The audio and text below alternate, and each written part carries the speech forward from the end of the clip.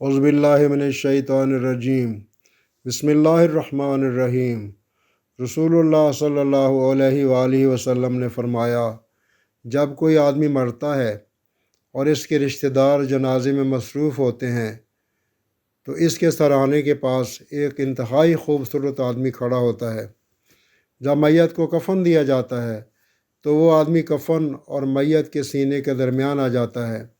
جب تدفین کے بعد لوگ گھر لوٹتے ہیں تو دو فرشتے یعنی منکر و نکیر قبر میں آتے ہیں اور اس خوبصورت آدمی کو مردہ آدمی سے الگ کرنے کی کوشش کرتے ہیں تاکہ وہ اس قابل ہو سکیں کہ مردہ آدمی سے اس کے ایمان کے بارے میں رازداری سے پوچھ گچھ کریں۔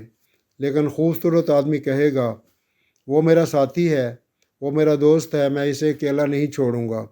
اگر آپ کو تفتیش کے لیے مقرر کیا گیا ہے تو اپنا کام کریں، میں اسے اس وقت تک نہیں چھوڑ سکتا جب تک کہ میں اسے جنت میں داخل نہ کر دوں۔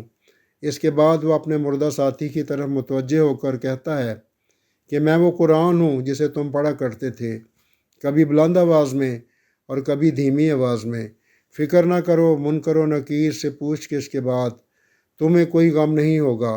جب پوچھ گچھ ختم ہو جاتی ہے تو خوبصورت آدمی جنت کے فرشتے سے اس کے لیے مشک سے بھرا ہوا ریشمی بستر ترتیب دیتا ہے۔ رسول اللہ صلی اللہ علیہ وآلہ وسلم نے فرمایا، قیامت کے دن اللہ کے نزدیک کوئی اور سفارشی قرآن سے بڑا نہیں ہوگا، نہ کوئی نبی اور نہ کوئی فرشتہ۔ برائے مہربانی اس حدیث کو سب تک پہنچاتے رہیں، کیونکہ رسول اللہ صلی اللہ علیہ وآلہ وسلم نے فرمایا، مجھ سے علم پہنچا دو، خواہ ایک آیت ہی کیوں نہ ہو۔ اللہ تعالی ہم سب کو یہ توفیق عطا فرمائیں۔ جب آپ قرآن اٹھاتے ہیں تو شیطان کو سر درد ہوتا ہے، جب آپ اسے کھولتے ہیں تو وہ گر جاتا ہے، جب وہ آپ کو پڑھتے ہوئے دیکھتا ہے تو وہ بے ہوش ہو جاتا ہے۔ آپ شیطان کو شکست دیں۔